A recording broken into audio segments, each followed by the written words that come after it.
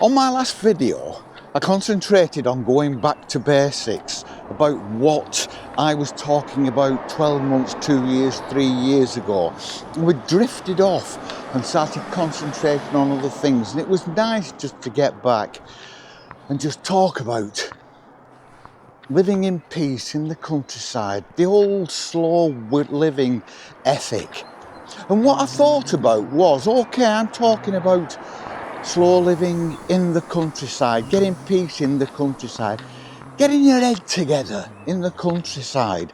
But we can't all get in the countryside, can we? And sometimes the tensions, in fact, most of the time, the tensions happen while we're at work.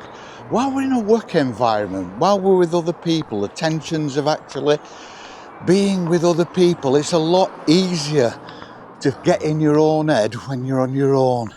But to actually get in your own head when you're with other people, pecking at your head all the time is difficult. So I thought I'd just come out here while we're wandering about in the countryside and talk about what I think you can do in a work environment, in somewhere other than the countryside, in somewhere with other people and things going on and technology going on and life going on and pressures going on. And what can you do in those environments, in those circumstances, just to get in your head a little bit and get out from all the crapola that's going on? So let's talk about that for a while, shall we?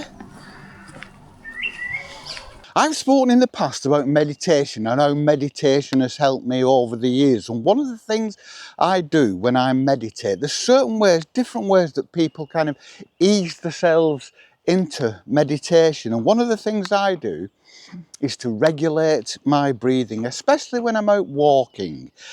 Try this. Walk down a corridor, walk around a room, walk in the countryside, walk around the house, walk around the supermarket, walk round your prison cell and take in a breath. Take in a breath, hold it for 4 seconds and let it out again. Take a breath, hold it for 2 seconds. It's whatever suits you. And I do this, breathe in, breathe out. Breathe in, breathe out. And I do it to the rhythm of my footfall. Breathe in, 2, 3, 4. Breathe out, 2, 3, 4. And I find that as I do that very quickly, you kind of go into, it's almost not a trance state because you're completely aware of everything that's going on around you, but you fall into a rhythm.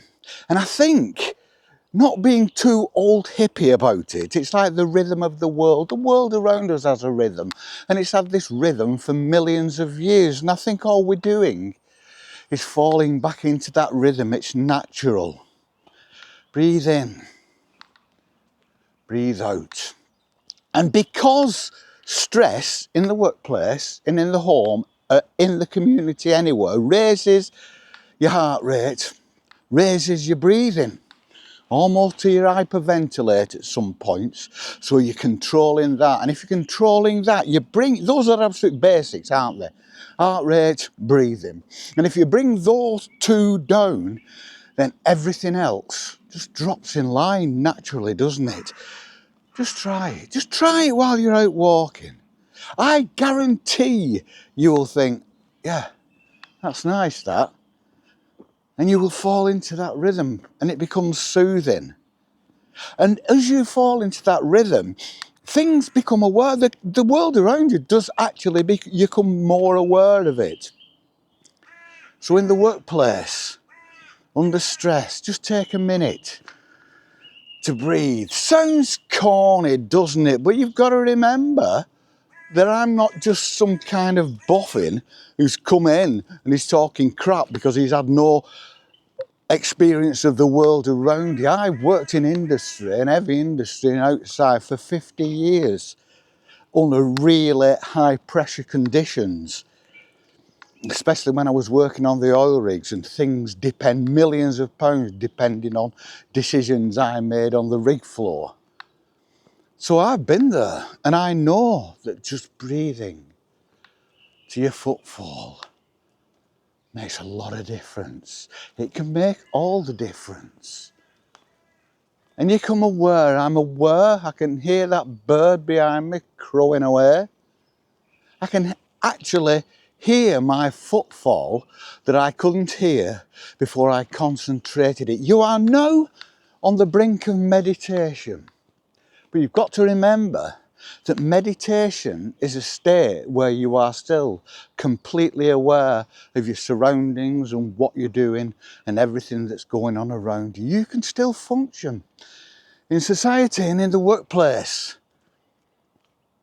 but at least you're trying to control that stress a little bit. We all know about the gimmicky little things that come along periodically, the scented candle, the fidget ball, all sorts of things like that. But for every gimmick, there's a kernel of positivity. It's true. If you're in an environment where you can use something like a scented candle, go with it. Some kind of one with this relaxation scent. Go with it. You can't lose, can you? And it takes away, because when you're at home, say you're working from home, you're working with familiar scents of home, familiar smells of home that are all around you. And everybody's home smells slightly different, and we're not really aware of it. But a scented candle takes us somewhere else for a short period. Something to do with your hands, something to do with your fingers. It all sounds very corny, and people are going to say, "Doesn't he sound corny? What an idiot." But it's actually true. But because these things are corny, because these things have been scoffed at for so long, we're programmed to scoff at them, to just say it's a load of rubbish. It's not.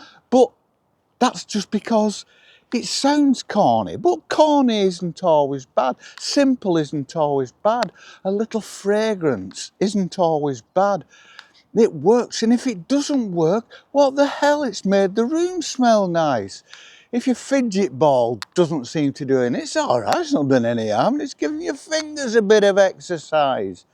So go with it. Just try these little simple things in the workplace, in the home, when you're not out in the countryside. It's all positivity. There's no downside because it's not doing you any harm, is it? And it can only do you good.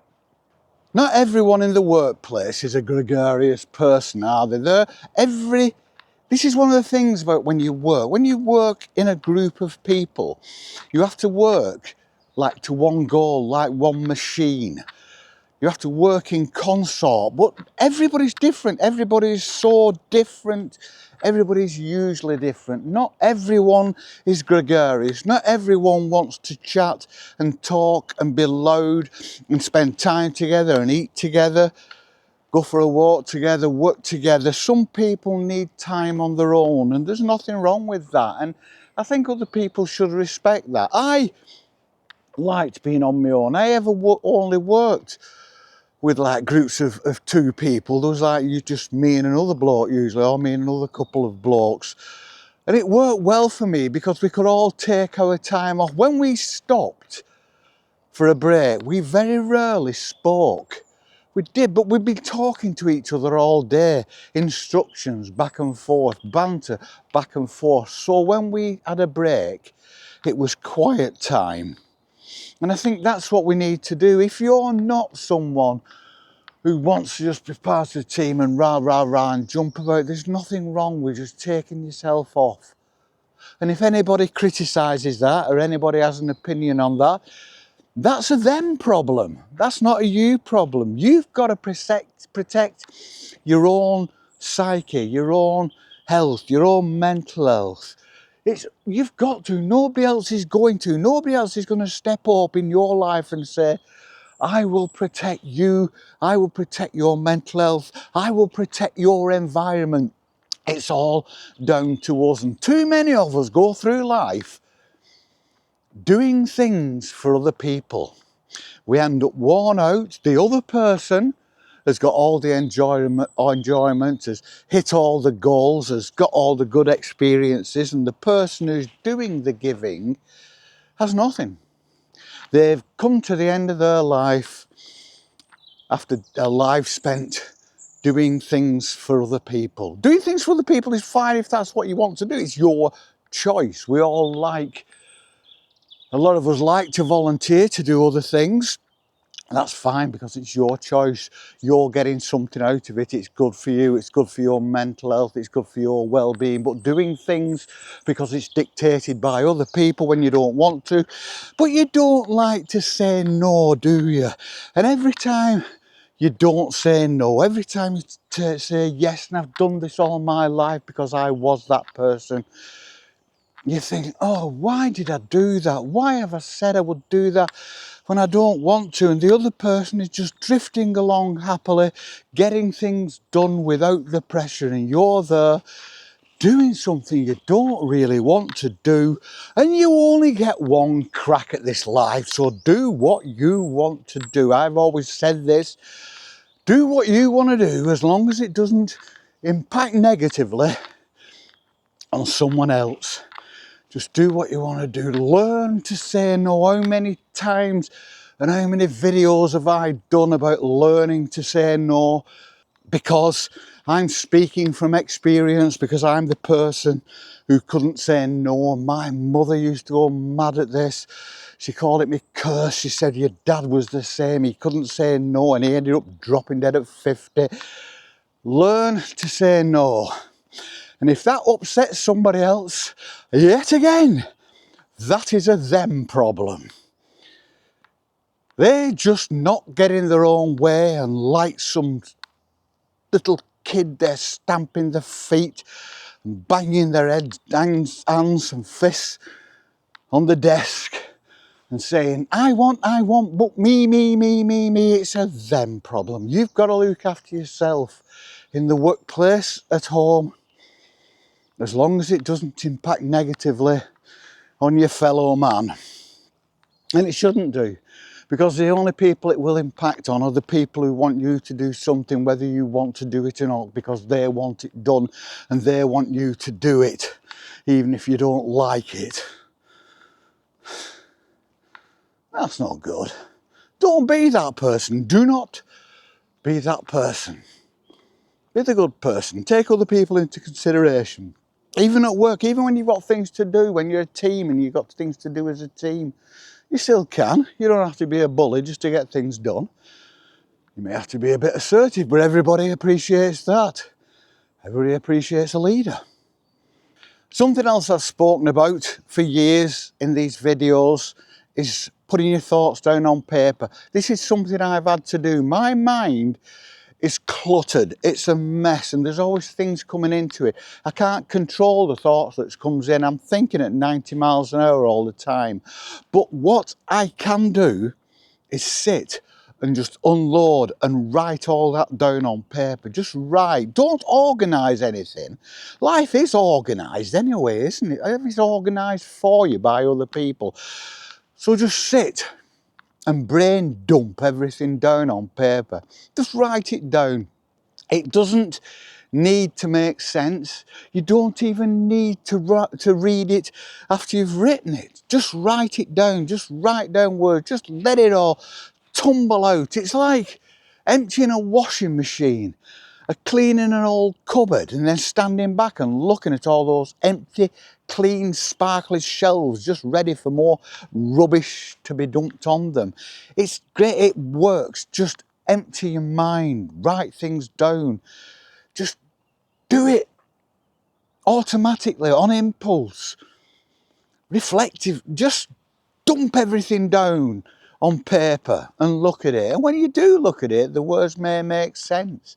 Disjointed sentences that contain thoughts that have been stuck in your mind for years.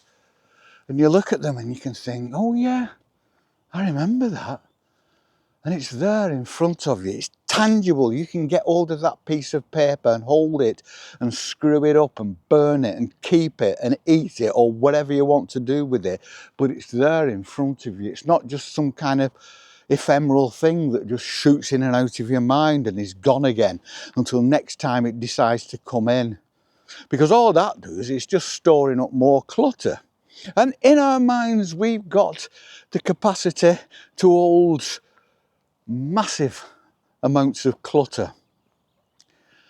But surely a clean mind, an organised mind is better than a cluttered mind. I think so anyway. So those are just my thoughts today. I don't know why I did this. I don't know why this came into my head to talk about it.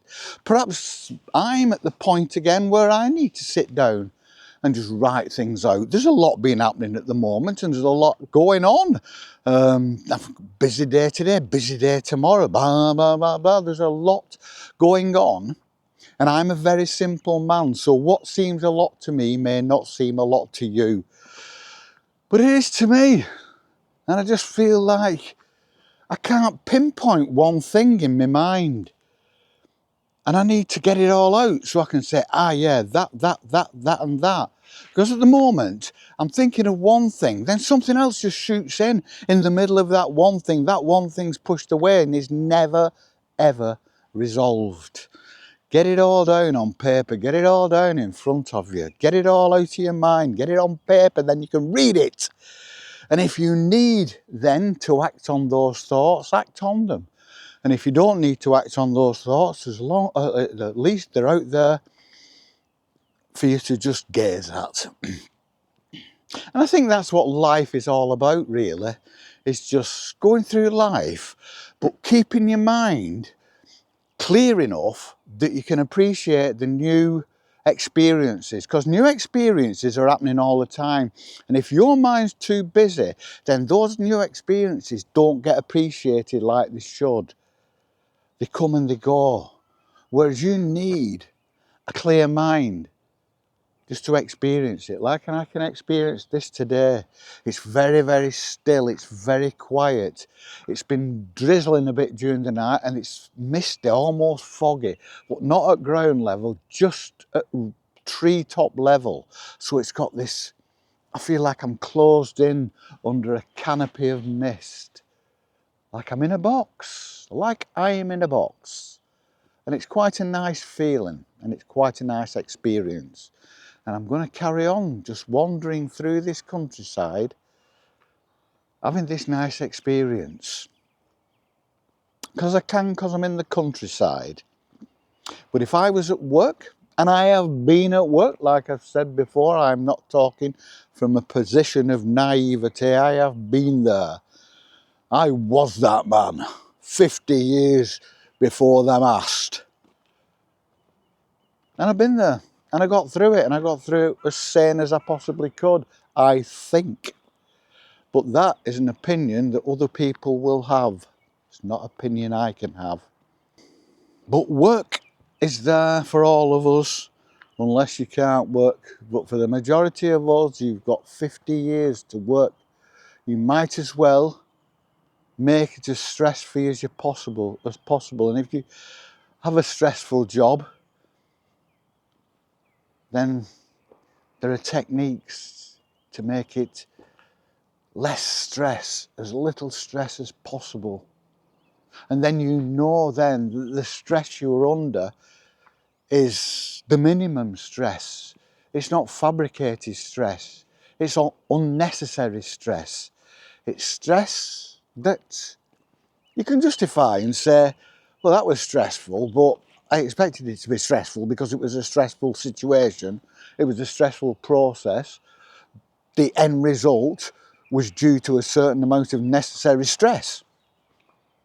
But only as much as you need and no more. And today, that's the end of today's rambling, and that was a ramble, wasn't it? Please do not unsubscribe, and if you're not subscribed, please subscribe, hit the like button, make an happy man very old. And we shall see you on the flip. Peace and love.